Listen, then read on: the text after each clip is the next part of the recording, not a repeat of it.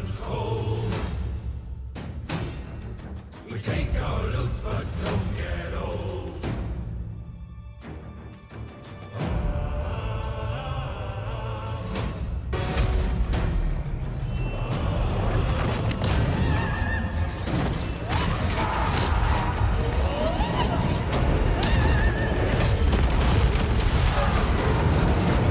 Alright, good afternoon everyone, or whatever time this recording is being released. So normally I go off the whole script whenever I'm doing these campaign reviews, but I think I'm going to do things a little different now, and kind of just play it off the cuff here. So, one of our latest campaigns, Cylostra, we got to turn 62. I typically don't get to the long victories because I eventually get tired. So, when it comes to Vampire Coast, I typically think they're mediocre in my opinion, because if we look at their roster, most of the good units, like you get a lot of decent units at tier 3 specifically from this one building, but a lot of the good units you have to wait to tier 4, tier 5, and tier 1, tier 2 has a lot of crappy units. It's supposed to be that way, which is supposed to be played with like loads and loads of crappy units, massive spans with them, but I don't find that playstyle very enjoyable at all. With Cylostra Direfin, if we can look at her abilities here, so she gets extra loyalty for new recruits, and upkeep and recruitment costs are reduced for Cyrene and Morngul units. So that's for her faction effects, and then if you go to details here, she also gets magical attacks for her entire army, and physical resistance plus 5% for her entire army. And she plays a little bit differently than the other Vampire Coast people. So at the beginning of the game, I typically use her as the caster, and she has Lore of the Deep, which I haven't used a lot until this playthrough, and I gotta say it's a very good Lore of Magic. Tide Call, I don't recommend regular casting it. I always recommend overcasting it because it gets a 30% armor piercing, and it can just blow through a lot of the early game units and do a massive amount of damage. She also gets a lot of miscast reduction. So with Siren of the Storm and Earthling, that's another 30%. She also gets a bunch of buffs to magic and just basically buffing her Sirens and Morngul Haunters.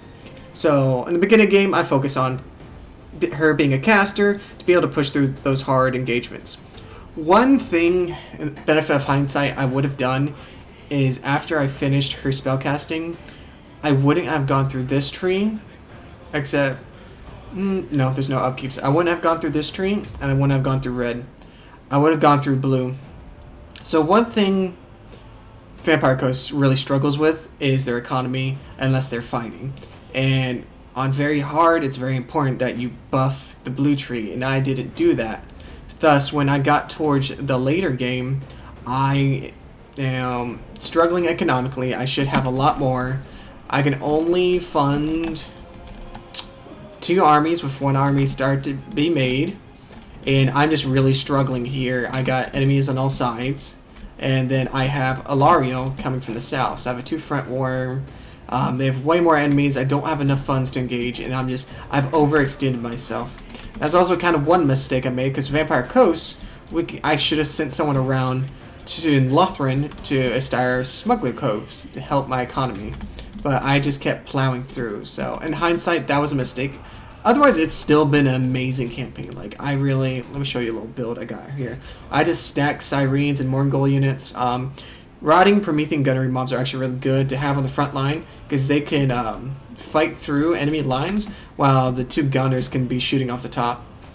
The Paladin she starts off with, what's his name? Robert Bartholomew. He is absolutely fantastic. So my use for him is I typically in the early mid game will use him as a Lord Sniper. I will send him straight to a hero Lord, and he can take them on. He can also take on single entities, cavalry very, very well, and really hold his own, especially with being ethereal. But overall, this has been a really great campaign. I love Cylostra's theme as kind of like the dark ocean, like kind of Cthulhu type of theme. It's really great. I had a lot of fun with this campaign. I highly recommend it. Just please don't make the mistakes that I made. Make sure her economy is good, otherwise you're really going to falter once you start getting to like turn 60 and you will not be able to handle it. But otherwise, she plays well in combat. She's really true to her theme. And yeah, she's one of my favorite Vampire Coasts, if not my favorite Vampire Coast. So, did y'all play her? What did y'all think about the campaign? If you haven't yet, please make sure to subscribe and like. I really appreciate it. We're getting really, really close to getting a YouTube partner, and it's all because of y'all. Make sure to check out the next video and let me know how this one did. And as always, come be my neighbor.